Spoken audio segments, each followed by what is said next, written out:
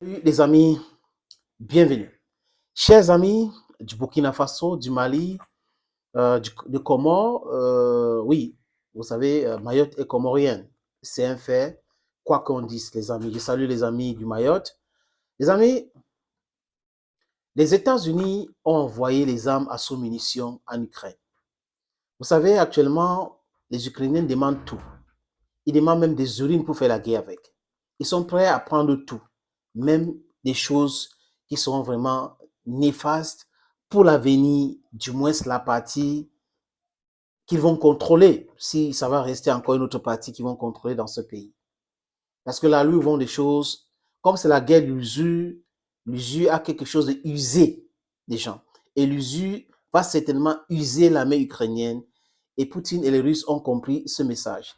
Ils ont compris aussi que l'opinion publique occidentale vacille.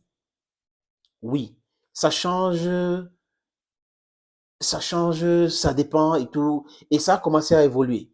À Londres, en Angleterre, au Royaume-Uni, ça évolue. Vous avez vu vous-même ce que Ben Wallace a dit. Il a dit à Zelensky, nous ne sommes pas Amazon. C'était vexant, n'est-ce pas, à Vilnius, parce que l'attitude de Zelensky était comme si quelqu'un allait commander quelque chose aux gens, mais il met de la pression jusqu'à il parle comme si tout était permis. On a vu les Bulgares qui ont marché à Budapest, les gens ont marché. On a vu à Varsovie, les gens ont marché. En Allemagne, les gens ont marché. Au Japon même, les gens ont marché pour demander qu'on mette un terme à cette situation catastrophique. Et là, les Américains, comme ça ne se passe pas aux États-Unis, qui détiennent à peu près 3 à 4 millions des armes à sous-munitions, ont décidé, parce que leur stock de souveraineté est entamé, ils ont mis l'industrie d'armement au travail aujourd'hui parce qu'ils sont en train de remplacer les armes qu'ils ont envoyées en Ukraine.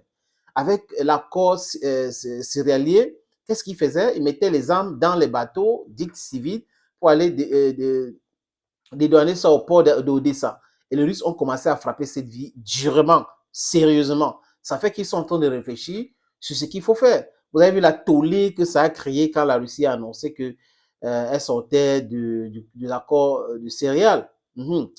Ça les a énervés parce qu'ils savent pourquoi. Ils protègent les intérêts américains en ce qui concerne les céréales dans ce pays-là. Those grains are American grains. The companies that are producing the grains are American companies belonging to BlackRock. So the present government in America, the present administration in America is protecting their interests. That's why they're there at a level of Odessa. They are protecting, they are crying for every day. And of which they themselves, they don't want to respect all the clause of the accord. C'est comme ça qu'ils sont. Et là, comme je parlais des armes à sous-munitions, les amis, l'Ukraine a commencé à utiliser ces armes. Et qui mieux que la chaîne qui fait la propagande ukrainienne en France pour nous dévoiler cette information? Cette chaîne a parlé déjà de cette information. C'est important que ça vienne d'eux. Parce que si ça vient d'autres canaux, qu'est-ce qu'on va dire? On va dire c'est la manipulation, c'est la propagande. Comme c'est eux qui donnent l'information, on l'accepte, on prend ça comme ça. Surtout l'information sur l'utilisation. Parce qu'il y a de certaines informations manipulées. Et ces manipulations-là, on fait le travail de déconstruction tous les jours sur notre plateforme avec l'aide des gens qui nous suivent aussi. Parce que les amis, pour dire vrai, il y a beaucoup de personnes qui suivent nos informations, qui suivent ces pages, qui like, qui commentent, qui nous envoient en e-box certaines informations, certaines vidéos exclusives. Et quand on a ces vidéos-là, on fait tout pour vous proposer les vidéos et on fait notre recherche pour avoir une idée de ce qu'il est question. Parce que c'est pas, on va pas courir pour vous donner l'information sans toutefois vérifier. Et après vérification, chers amis, on a compris que c'était vrai ce qui s'est passé. L'Ukraine a commencé à utiliser les armes à sous-munitions. Mais seulement, les amis, quand on lag, c'est comme les roquettes, c'est comme les conteneurs, les armes à sous-munitions, avec à l'intérieur beaucoup de mini-bombes, beaucoup de mini-bombes. Ça se passe comment? On lag, ça explose et ça disperse les mini-bombes qui vont exploser sur le terrain. Et ils font quoi? Pour cibler bien, ils lancent les obus pour voir là où ils vont lancer les mini-bombes. Mais seulement, les amis, c'est seulement 40% de ces obus-là ou de ces mini-bombes-là qui explosent. Donc, c'est un danger même pour les troupes ukrainiennes. Quand ils vont larguer, si les troupes russes suivent cet endroit, il faut le déminage. Sinon, ça va exploser, ça va tuer les troupes ukrainiennes. C'est un arme à double tranchant. C'est-à-dire que vous envoyez parce que vous voulez anéantir votre ennemi, mais seulement l'arme là peut être très néfaste pour vous. Est néfaste pour vous. C'est comme les bombes artisanaux, les mines et tout ça. Les mines antipersonnelles, voilà le mot que je voulais chercher, les amis. C'est comme les mines antipersonnelles. Les enfants ukrainiens appellent la guerre. Les militaires ukrainiens sur le terrain peuvent mettre les pieds là-dessus, ça va exploser. Non, c'est très dangereux. Ils sont en train de l'utiliser, mais il y a un pays aussi qui détient cela. La Russie n'a pas encore commencé à utiliser les armes à sous-munitions. Et vous savez que quand la Russie va commencer à laguer, tenez-vous tranquille, les amis. Comme les Ukrainiens sont en train d'utiliser ça aujourd'hui, demain, les Occidentaux vont crier que c'est une crime, comment on dit ça? That's a crime against humanity. It's a war crime. They will be saying things like that. Ils vont parler de crimes contre l'humanité, crimes de guerre. Mais les Américains, quand ils posent des armes, quand ils donnent des armes comme ça, même avec la condamnation de la communauté dite européenne, parce qu'ils disent que c'est international, mais c'est européen, en France, en Allemagne, au Royaume-Uni, beaucoup de pays condamnent l'envoi de ces armes-là aux Ukrainiens, entre les mains ukrainiennes. Maintenant, si la Russie décide d'envoyer ces armes-là, de verser dans les villes ukrainiennes, ils vont commencer à parler des crimes de guerre. Actuellement, c'est à la guerre comme à la guerre. Et les Russes ont dit, le ministre russe de la Défense a bien dit qu'il y aura des mesures de représailles à chaque fois qu'on va utiliser les armes à sous-munitions. On est en train d'aller dans quelque chose que ces gens pensent qu'ils sont en train de faire la guerre avec. C'est un gros morceau, difficile à croquer, très, très difficile à croquer.